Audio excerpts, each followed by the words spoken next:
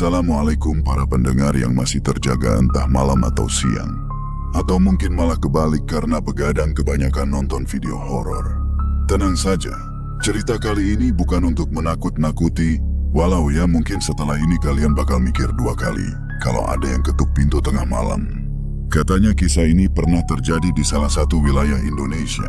Tempat yang kalau disebut namanya sering bikin orang merinding tanpa tahu alasannya.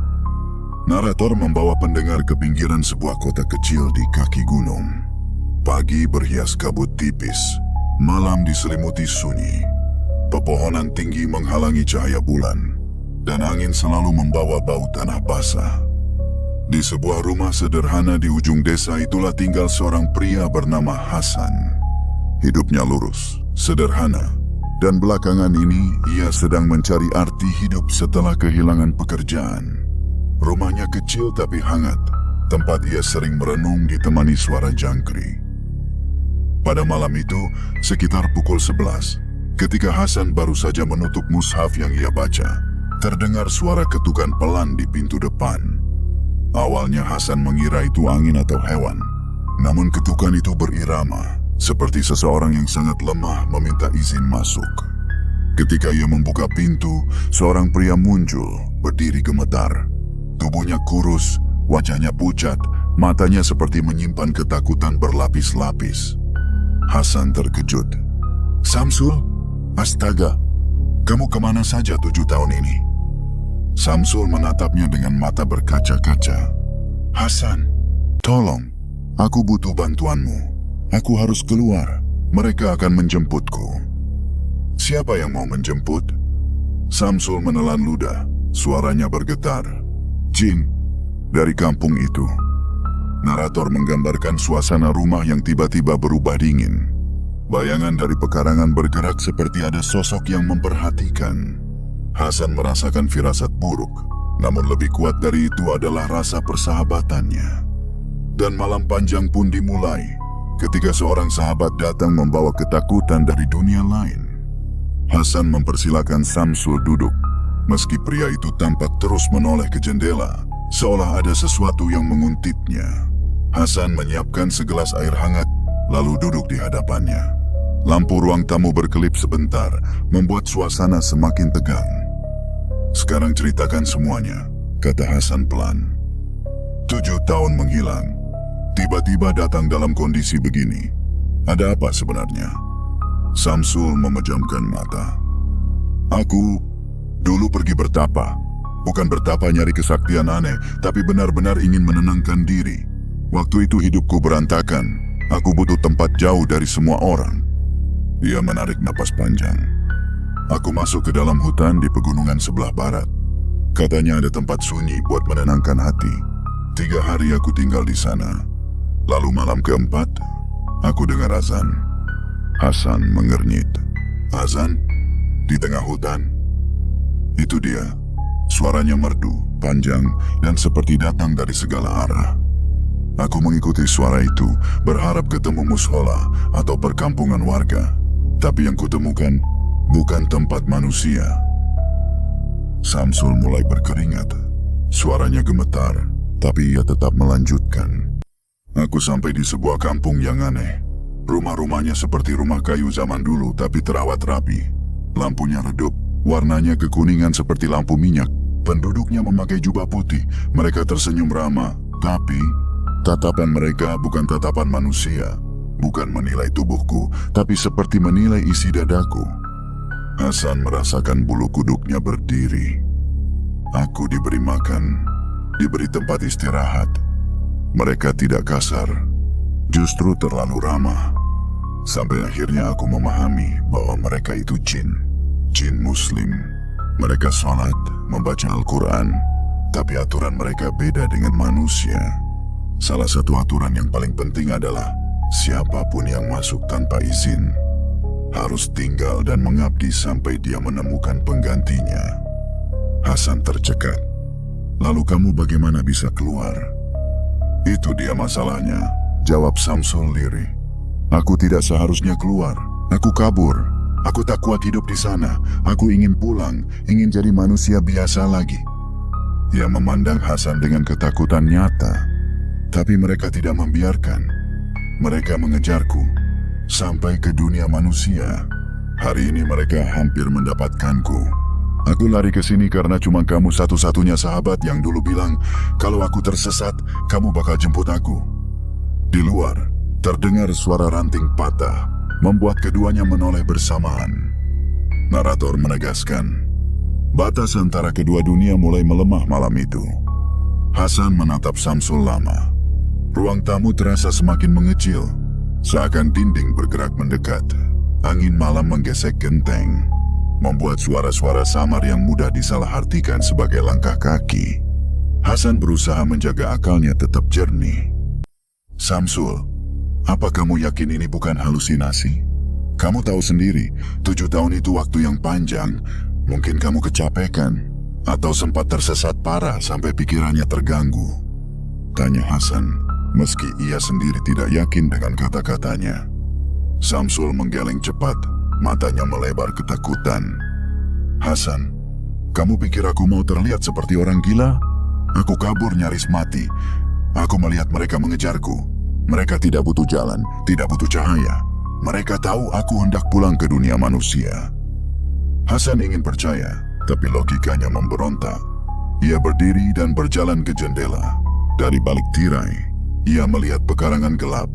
Tapi sesaat, ia seolah melihat bayangan panjang yang bergerak sendiri. Seperti seseorang berdiri tegak, namun tanpa bentuk jelas. Hasan menutup tirai cepat, jantungnya berdebar.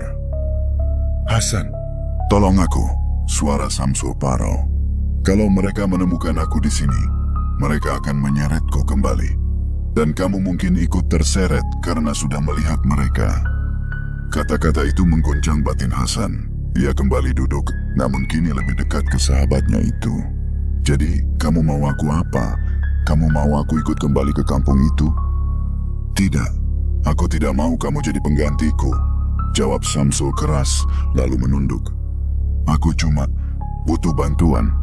Aku tidak bisa kembali sendiri. Aku tidak bisa melawan mereka, tapi mereka kadang menghormati orang yang datang dengan niat bersih. Hasan terdiam. Pikirannya bercampur antara logika, rasa takut, dan kesetiaan. Selama mereka kecil, Samsul memang sering berurusan dengan hal-hal misterius, dan Hasan selalu jadi orang yang menariknya kembali. Kini, setelah 7 tahun, peran itu kembali padanya. Malam makin pekat. Pintu depan tiba-tiba bergetar pelan, seperti ada yang mengetuk namun tidak menggunakan tangan manusia. Hanya dentuman lembut namun berat, seperti sesuatu yang menempel dan mendorong dari luar. Samsul memegang lengan Hasan erat. Mereka sudah dekat. Hasan menelan ludah. Ia mencoba bangkit dan mengecek pintu. Tapi baru 2 langkah terdengar suara bisikan dari arah kamar mandi. Suara lirih, seperti seseorang membaca sesuatu tanpa jelas. Rambut di tengkuk Hasan berdiri. Dalam batinnya, 2 suara bertentangan. Satu berkata, lari saja. Satu lagi berkata, itu sahabatmu. Dia datang padamu karena percaya. Hasan menutup mata sejenak dan menarik napas. Baik, katanya akhirnya. Kalau memang ada cara membantumu, aku akan ikut. Tapi kamu harus jujur tentang semua detailnya. Samsul mengusap wajahnya. Lega sekaligus sedih. Terima kasih, Hasan. Kamu satu-satunya yang mau percaya. Narator memaparkan, keputusan itu bukan sekadar langkah menuju kampung jin, tetapi langkah memasuki ujian hati yang akan mengubah hidup mereka selamanya. Setelah keputusan itu terucap, suasana rumah Hasan berubah. Pintu yang sebelumnya bergetar kini diam kembali, seolah sesuatu di luar sedang menunggu keputusan mereka. Hasan menatap Samsul yang kini tampak sedikit tenang, namun tetap ketakutan seperti seseorang yang tahu bahwa setiap detik adalah hutang waktu yang bisa ditagih kapan saja. Baik, kata Hasan. Kamu bilang ada cara masuk ke sana. Bagaimana caranya? Samsul merogoh sakunya dan mengeluarkan selembar kertas lusuh, robek di beberapa bagian. Gambar-gambar yang ada di kertas itu tampak seperti peta, tapi tidak seperti peta biasa. Polanya berputar, bergelombang, seolah digambar oleh seseorang yang mengingat tempat itu dalam keadaan samar. Beberapa bagian hanya berupa garis putus-putus, sementara bagian lain penuh simbol yang tidak dikenali Hasan. "Ini yang bisa kuingat," kata Samsul lirih. "Aku tidak bisa menggambar semuanya. Beberapa bagian sengaja tidak boleh kuingat oleh mereka, tapi jalur masuknya masih jelas." Hasan memperhatikan peta itu dengan serius. "Ini menuju hutan larangan?" Samsul mengangguk. "Tepatnya ke bagian paling dalam, tempat orang jarang berani lewat karena dibilang angker. Tapi itu bukan karena hantu atau setan, Hasan. Itu karena batas dua dunia di sana tipis. Angin, suara, dan cahaya bisa berubah sewaktu-waktu kalau kita lewat." Hasan merinding, tapi ia tetap berdiri. "Kalau begitu, ayo kita berangkat sekarang sebelum yang di luar itu kembali mengetuk." Mereka berdua bersiap dengan cepat. Hasan membawa senter, jaket tebal, tas kecil berisi air minum, dan mushaf kecil yang selalu ada di lemari. Samsul berjalan pelan, sesekali menoleh ke arah jendela seolah takut ada yang mengintip. Begitu keluar rumah, udara malam terasa berbeda. Lebih berat, lebih sunyi. Bahkan anjing-anjing liar pun tidak menggonggong seperti biasa. Mereka berjalan cepat melewati jalan desa, menyusuri pematang sawah yang hanya dituntun cahaya senter Hasan. Di kejauhan, hutan tampak seperti mulut raksasa yang menganga, menunggu mangsa. "Masuk dari sini?" tanya Hasan ketika mereka tiba di mulut hutan. "Ya," jawab Samsul. "Begitu masuk, jangan berbicara sembarangan. Dan jangan melihat ke belakang kalau mendengar sesuatu memanggil." Hasan mengangguk, meski jantungnya sudah mulai berdebar lebih kencang. Mereka mulai menyusuri jalur setapak. Pepohonan tinggi menjulang seperti tiang-tiang gelap yang saling merapat. Udara di dalam hutan terasa lembab dan dingin. Lebih dingin dari seharusnya. Cahaya bulan yang tadi terlihat jelas kini menghilang, meski langit sebenarnya cerah. Aneh, seperti ada sesuatu yang menyaring cahaya dari luar. "Ini sudah dekat," kata Samsul pelan. "Perhatikan pepohonan itu." Hasan mengarahkan senternya ke sebuah pohon besar. Batangnya panjang tidak wajar, seperti ada bagian yang diregangkan. Daunnya juga bergerak pelan, padahal angin sama sekali tidak bertiup. Hasan menelan ludah. "Kenapa bisa begini?" "Karena ini bukan wilayah kita sepenuhnya," jawab Samsul. Mereka terus berjalan, hingga akhirnya menemukan jalan sempit yang ditutupi semak. Jika tidak tahu, orang akan mengira itu sekadar bagian hutan biasa. Tapi peta menunjukkan bahwa itu adalah tanda pertama. "Lurus ke sini," kata Samsul sambil membuka semak. Di ujungnya ada musola tua. Setelah beberapa menit berjalan, mereka melihat bangunan kecil roboh di antara pepohonan. Dindingnya runtuh, atapnya bolong, namun ada sesuatu yang aneh. Tempat itu tetap terlihat seperti pernah digunakan. Hasan mendekat dengan hati-hati. "Ini musolanya." Samsul mengangguk. "Tempat aku pertama kali masuk." Tiba-tiba terdengar suara dari atas bangunan. Bukan suara manusia, bukan pula suara angin. Suara itu lembut, memanjang, seperti azan subuh, tetapi terdengar dari kedalaman air, melankolis, bergema, tidak punya arah. Hasan menoleh cepat. "Apa itu?" "Itu dia," jawab Samsul dengan wajah pucat. "Itu suara yang membukakan portal." Dari atap mushola yang bolong, cahaya redup menetes turun seperti uap putih yang bergerak melingkar. Tanah di bawahnya tampak bergetar halus. Udara berubah dingin menusuk. Senter Hasan berkedip-kedip seolah menolak bekerja. "Hasan," kata Samsul dengan suara genting. "Setelah kita masuk, jangan ragu, jangan berhenti. Kalau kamu berhenti, kamu bisa tersesat di antara dua dunia." Hasan menarik napas panjang. "Baik, untukmu, aku siap." Narator menggambarkan bagaimana langkah Hasan ke depan terasa berat, seperti menantang ruang dan waktu. Portal itu terbuka perlahan, mengundang mereka memasuki kampung yang seharusnya tidak boleh dikunjungi manusia. Namun keberanian, meski diliputi rasa takut, tetap mendorong mereka maju. Dan dengan itu, mereka memasuki batas yang memisahkan dunia manusia dan dunia jin.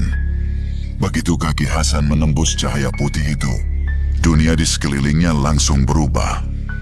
Udara yang tadi dingin kini terasa hangat namun tidak nyaman, seperti berada di ruangan yang tidak memiliki sumber angin. Cahaya di sekitar meredup perlahan, digantikan oleh sinar kuning lembut seperti dari lampu minyak. Ketika mata Hasan mulai terbiasa, ia menyadari bahwa mereka tidak lagi berada di hutan. Di hadapan mereka terbentang sebuah kampung yang aneh, tenang, rapi, tapi terasa terlalu sempurna. Rumah-rumah kayu berjajar simetris dengan pagar bambu tipis dan jalan tanah yang bersih seolah tidak pernah dilalui. Tidak ada suara jangkrik, tidak ada angin, tidak ada suara manusia berbicara. Heningnya seperti dunia tanpa waktu. "Ini dia," bisik Samsul. "Kampung itu." Hasan mencoba mengatur napas. Ia memperhatikan penduduk kampung yang mulai muncul dari balik rumah-rumah. Mereka berjalan pelan, memakai jubah putih panjang dengan sorban tipis di kepala. Dari jauh, mereka terlihat seperti manusia biasa. Namun ketika mendekat, Hasan mulai melihat perbedaan halus. Langkah mereka tidak meninggalkan jejak. Mata mereka tidak berkedip. Bayangan mereka jatuh terlambat, seperti mengikuti tubuh dengan jarak setengah detik. Hasan mengusap matanya, memastikan ia tidak salah lihat.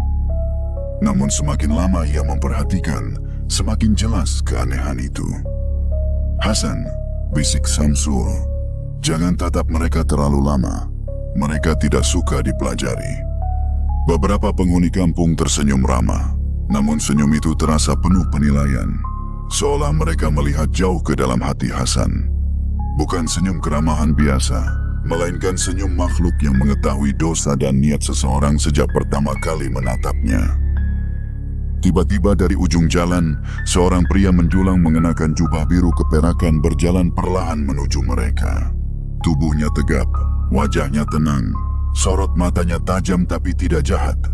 Langkahnya seperti melayang beberapa sentimeter dari tanah. Samsul langsung menunduk. Itu pemimpin mereka. Hasan ikut menunduk, meskipun ia merasa jantungnya akan meloncat dari dadanya. Pemimpin itu berhenti tepat di depan mereka. Suaranya dalam namun tenang. "Samsul, engkau akhirnya kembali." Samsul merosot sedikit, hampir berlutut. Aku hanya ingin pulang." "Engkau telah meninggalkan kewajibanmu," kata pemimpin itu tanpa nada marah. "Namun aku memahami ketakutan manusia. Kami tidak memaksamu untuk mengabdi selamanya. Engkau hanya harus mematuhi syaratnya." Hasan memberanikan diri mengangkat wajah. "Syarat? Mencari pengganti?" Pemimpin itu menatap Hasan, dan Hasan bergidik. Bukan karena tatapannya menyeramkan, melainkan karena tatapan itu terasa menembus seluruh isi dadanya.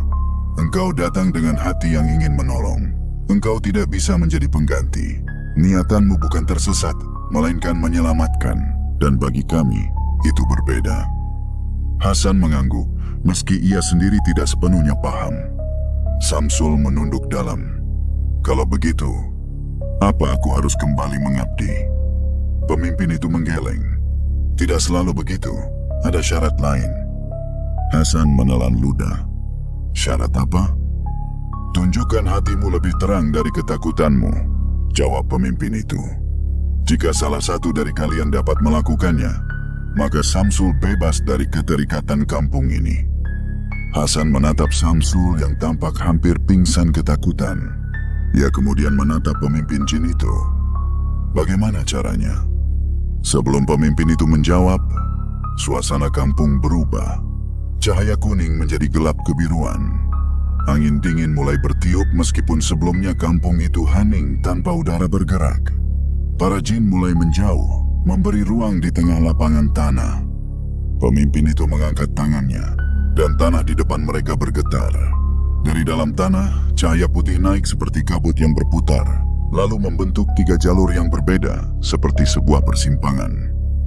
"Di depanmu ada 3 ujian," kata pemimpin itu. "Setiap ujian akan mengguncang batinmu, bukan fisikmu. Bentuknya berasal dari dirimu sendiri. Ketika kau melangkah, kampung ini akan menjadi saksi. Hasan merasakan jantungnya berdegup keras. Dan kalau aku gagal, pemimpin jin itu menjawab dengan tenang. Tidak ada hukuman bagi yang datang dengan niat baik. Namun kegagalan berarti ketakutanmu lebih besar dari cahaya hatimu. Artinya Samsul tidak bisa kembali. Samsul memegang lengan Hasan. Suaranya hampir tidak terdengar. Hasan, kamu tidak harus melakukan ini. Kamu tidak wajib menolongku sejauh ini. Hasan menatap sahabatnya dengan mata tegas. Aku sudah berjanji. Pemimpin itu mengangguk, seolah menghargai tekad itu.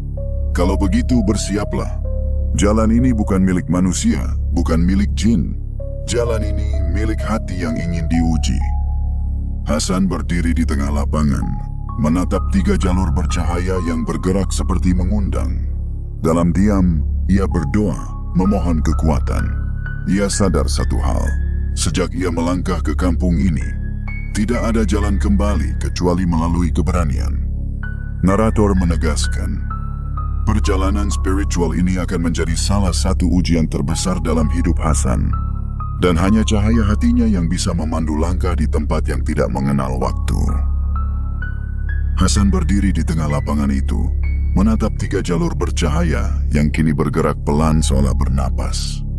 Cahaya-cahaya itu tidak sepenuhnya putih, melainkan warna samar yang terus berubah, seperti sedang menyesuaikan diri dengan perasaan Hasan. Udara di sekitar semakin dingin, membuat napasnya terlihat. Sementara itu, Samsul berdiri beberapa langkah di belakang, tak henti berdoa dalam hati. Pemimpin jin mengangkat tangan, dan tanah bergetar halus. Pilih jalur pertama. Ujian akan dimulai dari sana. Hasan menarik napas panjang lalu melangkah ke jalur paling kiri. Cahaya itu menyelimuti tubuhnya, dan seketika dunia di sekitarnya berubah. Hasan mendapati dirinya berada di sebuah lorong panjang. Dinding kiri dan kanan seluruhnya adalah cermin. Tidak ada ujung yang terlihat, hanya pantulan dirinya yang tak terhitung jumlahnya. Lorong itu hening, namun pantulan-pantulan itu tidak diam. Setiap bayangan bergerak sedikit lebih cepat daripada dirinya. Inilah lorong cermin. Suara pemimpin jin terdengar dari kejauhan, meski tubuhnya tidak terlihat. Ujian pertama. Hasan berjalan perlahan. Setiap langkahnya menggema, tetapi suara itu terasa berasal dari arah yang berbeda. Pantulan dirinya menatap balik dengan sorot mata yang tidak ia kenali, mata penuh penilaian dan keraguan. Tiba-tiba salah satu pantulan berbisik, suaranya sama persis dengan suara Hasan namun lebih tajam. Apa kamu yakin bisa menyelamatkan Samsul? Kamu hanya manusia biasa. Kamu bahkan tidak bisa menyelamatkan dirimu dari rasa takut. Hasan berhenti. Dia melihat pantulan itu berbicara lagi. Selama ini kamu hanya pura-pura kuat. Kamu takut gelap, takut gagal, takut kehilangan. Kamu takut melihat dirimu sendiri. Pantulan lain muncul, suaranya lebih dalam. Samsul terjebak karena pilihannya sendiri. Kenapa kamu harus menanggung akibatnya? Hasan merasakan dadanya sesak. Semua itu benar. Ia memang takut. Ia memang tidak yakin bisa menolong Samsul. Ia bahkan tidak tahu bagaimana dunia ini bekerja. Namun ia memaksa dirinya untuk tetap berjalan. Ia berkata pelan, "Aku memang takut. Tapi aku tidak mau meninggalkan sahabatku." Lorong itu bergetar seolah mendengar jawabannya. Pantulan-pantulan itu mulai memudar satu persatu. Ketika lorong benar-benar kembali hening, cahaya terang muncul di ujung. Hasan melangkah maju, menembus cahaya, dan dunia kembali berubah. Ia kini berada di lembah luas yang diselimuti kabut tebal. Di kejauhan, suara-suara lirih bergema. Bukan suara angin, bukan suara langkah. Suara itu seperti banyak orang yang berbisik sekaligus. "Inilah lembah bisikan," ujar suara pemimpin jin dari tempat entah. Ujian kedua. Hasan berjalan perlahan. Kabut terasa dingin dan menembus tulang. Setiap langkah terasa berat, seolah tanah menahan kakinya. Suara-suara bisikan semakin jelas. "Hasan, kamu harus menyerah. kamu tidak akan berhasil. Bayangkan kalau kamu gagal, Samsul akan hilang. Semua ini sia-sia. Tidak ada yang akan menolongmu, tidak ada yang akan percaya. Bisikan-bisikan itu bukan hanya suara orang lain. Sebagian terdengar seperti pikiran yang pernah muncul di kepalanya sendiri. Keraguan lama, ketakutan lama, suara-suara yang selalu muncul ketika ia merasa dirinya kecil. Hasan menutup telinganya, namun bisikan itu justru terdengar dari dalam kepalanya. Ia berhenti di tengah lembah, berlutut dan memejamkan mata. Bisikan-bisikan itu semakin keras, semakin menusuk. Untuk apa berjuang? Lepaskan saja Samsul. Kamu tidak punya kewajiban. Hasan, kamu bukan pahlawan. Kamu hanya manusia biasa. Hasan menunduk semakin dalam. Kabut semakin tebal, seolah hendak menelannya. Lembah itu terasa seperti akan menghilangkan dirinya. Namun di tengah kegelapan itu, Hasan teringat sesuatu. Wajah Samsul ketika muncul di depan pintu rumahnya. Ketakutannya, keputusasaannya, dan janji persahabatan mereka sejak kecil. Hasan membuka mata, menatap kabut, dan berkata lantang, "Aku memang bukan pahlawan, aku hanya sahabat, dan itu cukup." Lembah itu bergetar, bisikan-bisikan itu memudar, kabut terangkat perlahan, dan cahaya muncul kembali. Hasan melangkah maju menuju cahaya, hingga dunia kembali berputar. Kini ia berada di sebuah jurang raksasa. Di depannya ada jembatan cahaya tipis, seperti terbuat dari sinar bulan. Jembatan itu bergetar pelan, seolah bisa pecah kapan saja. "Inilah jembatan cahaya," kata pemimpin jin dari kejauhan. "Ujian ketiga, jangan lihat ke bawah."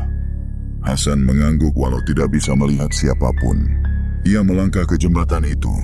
Rasanya seperti berjalan di atas udara yang rapuh. Setiap langkah membuat jembatan melengkung sedikit. Ia mencoba fokus ke depan, namun suara samar terdengar dari bawah. Suara orang memanggil namanya. Suara yang terdengar seperti Samsul. "Hasan, tolong aku jatuh." Hasan berhenti. Kepalanya bergetar. Tidak, itu bukan dia. Suara itu terdengar lagi, lebih jelas. "Hasan, aku di sini. Kamu salah jalan." Jembatan semakin bergetar, seolah menahan dua realitas sekaligus. Hasan memejamkan mata. Ia tahu itu jebakan. Ia tahu suara itu bukan Samsul sungguhan, tapi rasa takutnya mendorongnya untuk melihat ke bawah. Namun ia mengingat perintah pemimpin jin. Jangan melihat. Ia menundukkan kepala, bukan melihat ke bawah, tapi berdoa. Perlahan ia menapaki langkah terakhir. Cahaya muncul di ujung jembatan, semakin terang hingga menelan seluruh penglihatannya. Saat cahaya memudar, Hasan kembali ke lapangan kampung. Samsul berlari menghampirinya. Wajahnya penuh harap. Pemimpin jin berdiri tegak di depan mereka. "Engkau telah melewati 3 ujian," katanya. "Dan cahaya hatimu mulai tampak." Narator berkata, apa yang Hasan lewati bukan sekadar ujian gaib, melainkan ujian untuk mengenali dirinya sendiri. Ujian yang hanya bisa ditembus oleh mereka yang berani menghadapi ketakutan yang paling gelap. Begitu pemimpin jin menyatakan bahwa cahaya dalam hati Hasan mulai tampak, suasana kampung berubah drastis. Cahaya kuning lembut yang tadinya menerangi jalan kini meredup, digantikan oleh kegelapan kebiruan yang merambat cepat seperti kabut malam. Angin dingin berembus tiba-tiba, membuat debu halus berputar di udara. Para penghuni kampung yang sebelumnya menonton dari kejauhan mulai mundur, masuk ke rumah-rumah mereka, menutup pintu tanpa suara. Hanya pemimpin jin dan sedikit cahaya dari tanah yang tersisa. Samsul menggenggam lengan Hasan dengan cemas. "Hasan, apa ini berarti ujiannya selesai?" Pemimpin jin menatap lurus ke arah Samsul. "Belum, ujian batin telah selesai, namun masih ada sesuatu yang harus kalian hadapi." Hasan menelan ludah. "Apa maksudnya?" Pemimpin itu mengangkat tangan, dan tanah di sekitar mereka tampak berdenyut perlahan. Dari balik tubuh Samsul, Bayangan di tanah tiba-tiba memanjang. Bahkan ketika Samsul bergerak, bayangan itu tetap menempel di tempat, tidak mengikuti tubuhnya. Bayangan itu bergetar pelan, lalu terangkat dari tanah seperti asap hitam yang membentuk wujud. Samsul melompat mundur, ketakutan. Ya Allah, apa itu? Bayangan itu perlahan berubah bentuk hingga menyerupai tubuh Samsul sendiri, namun lebih kurus. Matanya cekung, wajahnya gelap dan tanpa emosi. Tubuhnya seperti terbuat dari kabut hitam yang terus bergerak. Sosok itu membuka mata lebar-lebar, seolah baru bangun dari tidur panjang. Pemimpin jin berkata dengan tenang, "Itulah bayanganmu, Samsul. Selama bertahun-tahun hidup dalam ketakutan, penyesalan, dan keputusasaan, sisi gelapmu tumbuh. Di kampung ini, bayangan bukan sekadar pantulan. Mereka bisa hidup dan memiliki bentuk." Samsul gemetar. Tapi, kenapa dia lepas begitu saja? Karena batas dunia melemah saat engkau kabur, jawab pemimpin itu. Dan ketika Hasan melewati ujian, cahaya yang muncul mengguncang ikatan antara dirimu dan bayanganmu. Sekarang ia berdiri sebagai entitas sendiri. Bayangan Samsul mengeluarkan suara serak. "Samsul, engkau tidak pantas pulang." Hasan melangkah maju. "Apa maksudmu?" Samsul ingin kembali menjadi manusia biasa. Bayangan itu menatap Hasan dengan mata gelap yang mengandung ribuan emosi. Ia tidak layak kembali. Ia tidak menghadapi rasa takutnya. Ia lari. Ia selalu lari. Samsul menutup wajahnya. "Hasan, aku tidak mau menghadapi itu. Aku tidak mau melihat sisi gelapku seperti ini." Hasan menggenggam bahu Samsul. "Tenang, kita hadapi bersama." Namun, bayangan itu tertawa pelan. Tawa yang terdengar seperti bisikan dari 5 arah sekaligus. "Bersama." Tidak ada yang pernah bersama Samsul. Tidak ketika ia jatuh. Tidak ketika ia hilang. Tidak ketika ia menangis dalam kegelapan kampung ini. Samsul terisak. "Berhenti. Tolong berhenti." Hasan maju selangkah. "Cukup. Dia bukan siapa-siapa. Dia cuma sisi gelapmu yang ingin kamu percaya sebagai kebenaran." Bayangan itu menoleh cepat, wajahnya berubah ganas. "Dan kau, Hasan, kau ingin menjadi pahlawan? Kau pikir keberanianmu cukup? Kau pun sama. Kau juga punya rasa takut yang kau sembunyikan." Untuk pertama kalinya, Hasan goyah.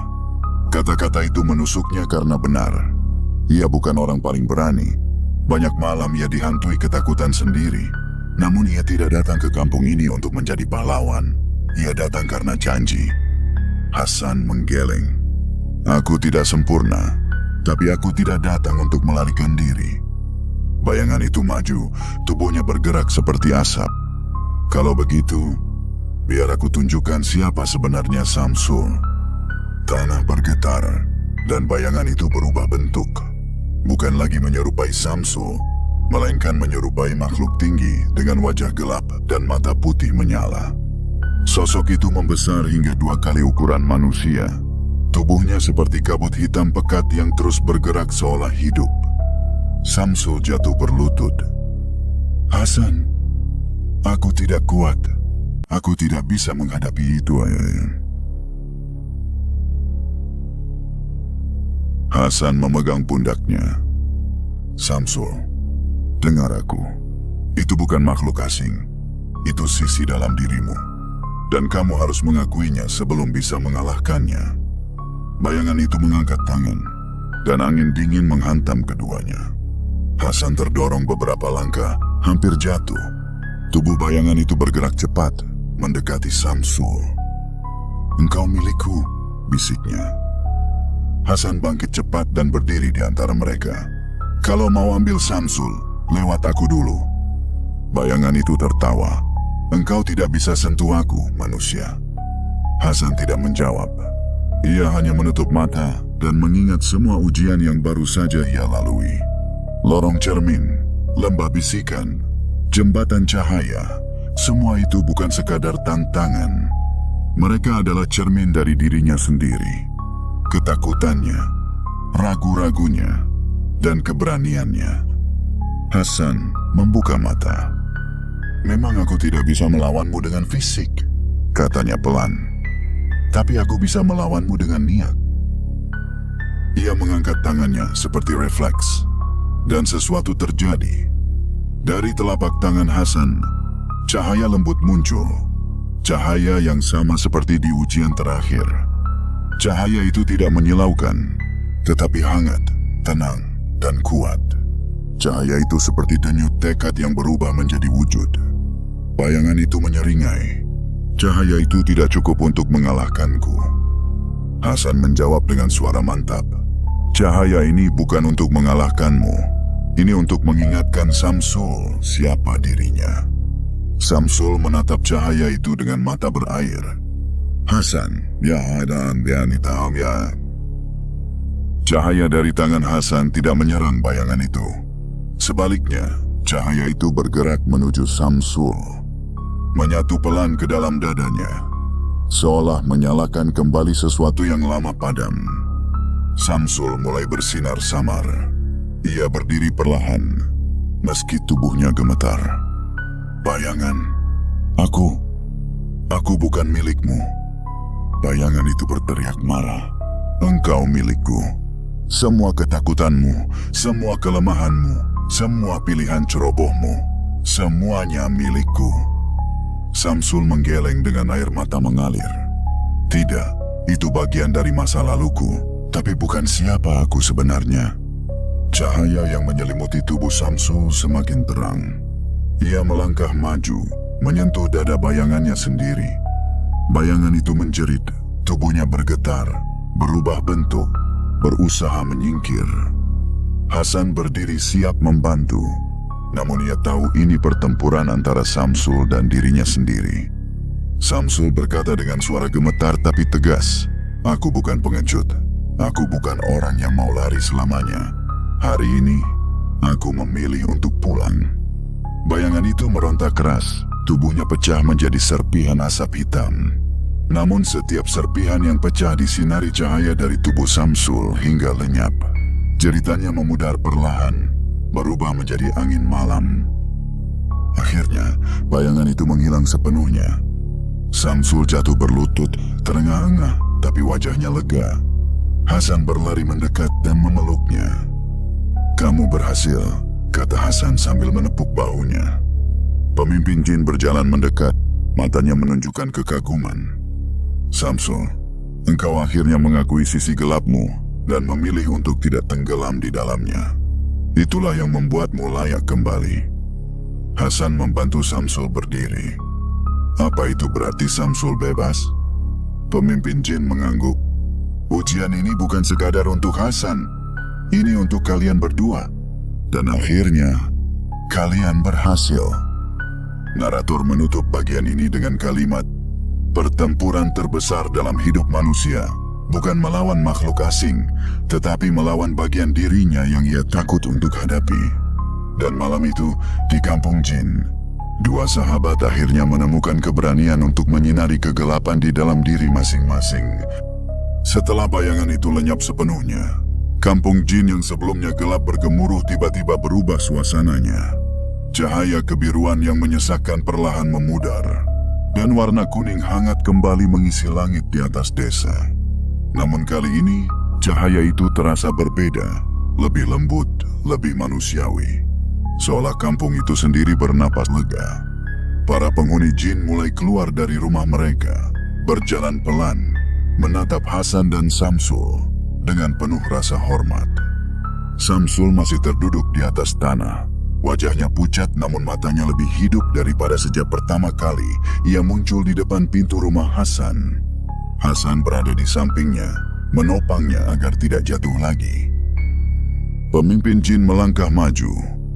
Jubah biru keperakannya berkibar perlahan seolah tertiup angin, padahal di kampung itu jarang sekali ada arus udara. Dengan suara yang lebih lembut dibanding sebelumnya, ia berkata, "Kalian telah melewati sesuatu yang tidak mampu dilalui sembarang manusia." Samsul menunduk, masih gemetar. "Aku tidak tahu harus bilang apa. Aku pikir aku tidak akan pernah bisa menghadapi bayangan itu." Engkau menghadapi dirimu sendiri, jawab pemimpin itu. Dan itu adalah pertempuran yang paling sulit. Hasan baru menyadari betapa letihnya tubuhnya. Ketiga ujian tadi dan pertempuran dengan bayangan Samsul menguras tenaga dan emosi. Namun ia tetap berdiri tegap, menatap pemimpin jin itu dengan rasa hormat. Sekarang bagaimana? Tanya Hasan. Apakah Samsul boleh pulang? Pemimpin jin mengangguk pelan. Ya, ujian telah selesai. Samsul telah membuktikan dirinya.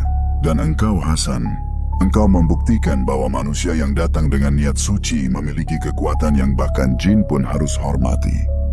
Hasan memandang Samsul yang masih menatap tanah, seolah belum percaya bahwa semuanya benar-benar berakhir. Kau dengar itu, Sul? Kamu bebas. Samsul perlahan tersenyum, namun air mata jatuh di pipinya. Aku bisa pulang? Ke rumah? Ke dunia manusia? Benarkah? Pemimpin jin mengangkat tangannya, dan di belakang mereka, lapangan yang tadi menjadi tempat ujian perlahan berubah. Tanah bergolak ringan, lalu cahaya putih terangkat seperti uap dari retakan tanah. Cahaya itu berkumpul membentuk lingkaran besar, portal pulang. Namun sebelum mereka melangkah ke arah portal itu, pemimpin jin berbicara lagi. Ada hal terakhir yang harus kalian dengar. Hasan dan Samsul menoleh bersamaan.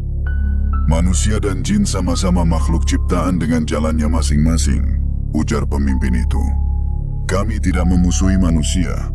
Kami tidak menculik manusia. Namun siapapun yang memasuki kampung ini tanpa izin akan terikat oleh hukum kami. Samsul masuk karena mengikuti suara azan kami. Tidak ada paksaan. Tapi setiap tindakan selalu memiliki konsekuensi. Samsul menunduk. Aku tahu. Aku takut dan aku kabur. Itu kesalahanku. Ketakutan bukanlah kesalahan. Pemimpin jin membalas. Tapi lari dari ketakutan tanpa pernah menghadapinya. Itulah yang menciptakan bayangan seperti yang tadi engkau lihat. Hasan menyimak dengan serius. Jadi, ujian ini semua tentang menghadapi rasa takut? Tidak hanya itu, ujar pemimpin jin. Tentang mengakui, tentang menerima. Ketika seorang manusia hidup dalam penyesalan dan ketakutan selama bertahun-tahun, sisi gelapnya bisa menjadi entitas sendiri di kampung seperti ini.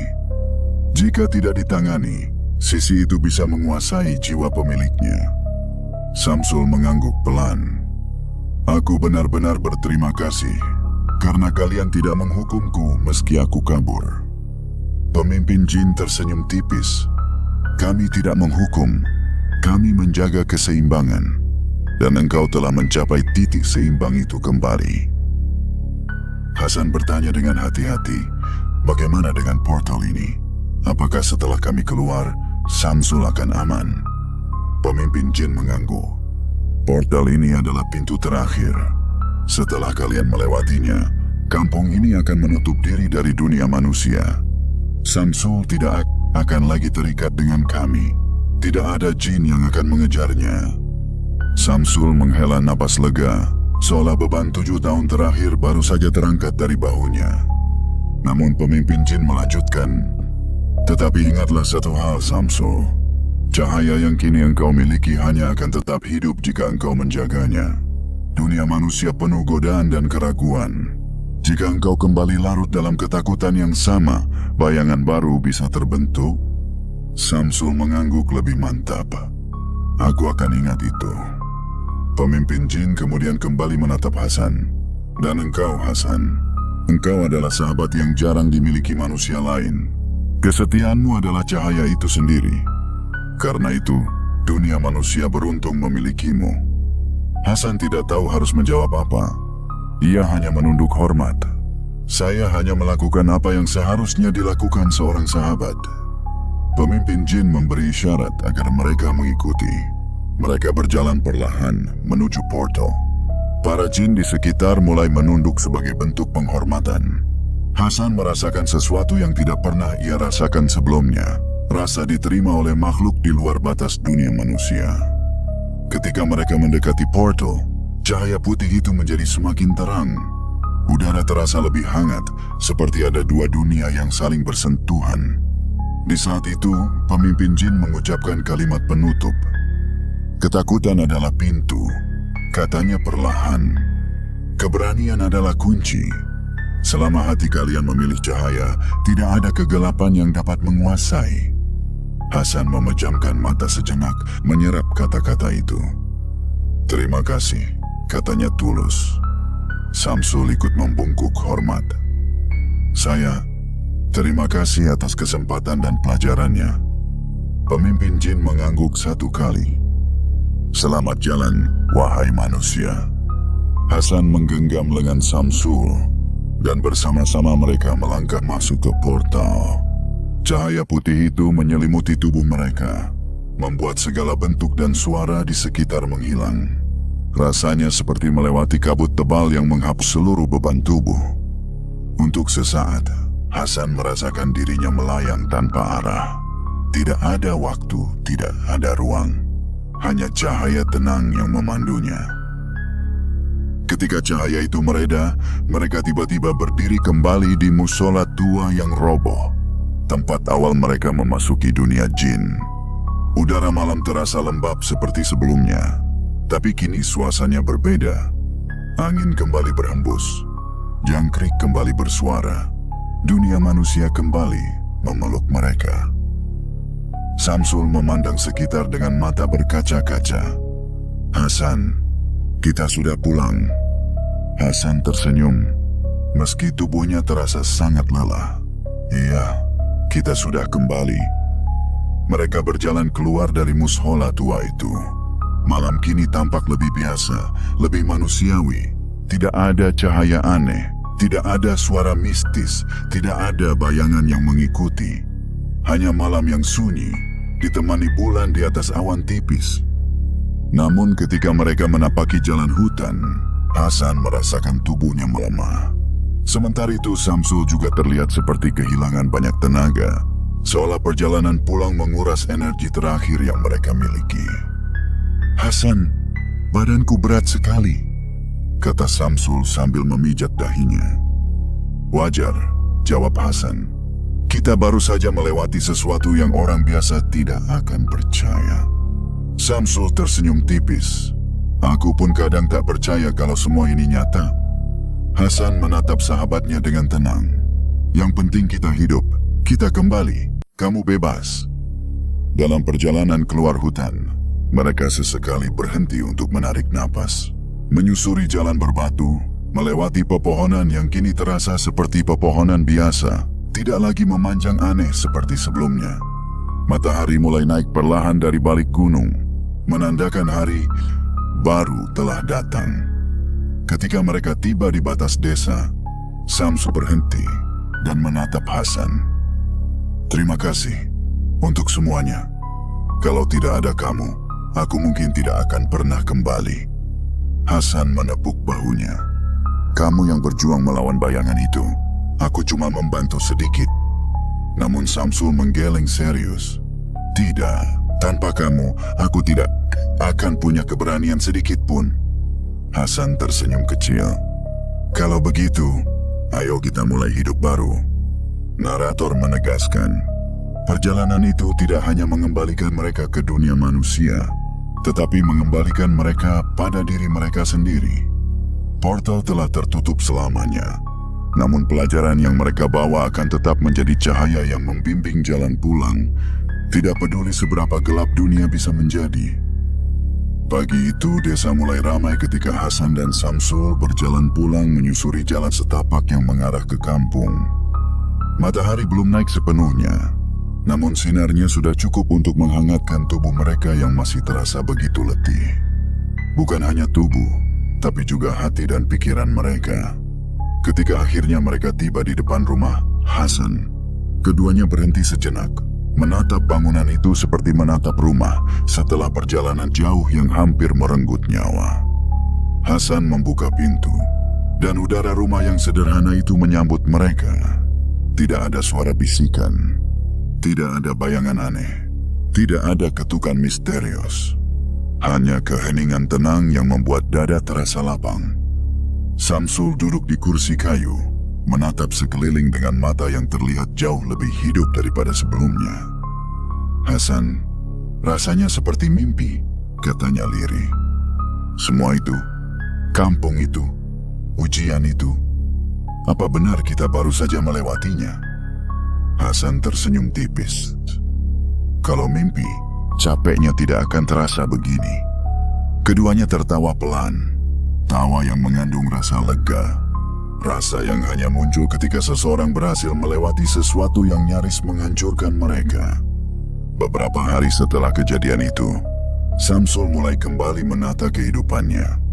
Dia pergi ke masjid setiap pagi, mengikuti pengajian, dan bekerja membantu warga desa. Tidak ada lagi lingkar hitam di matanya.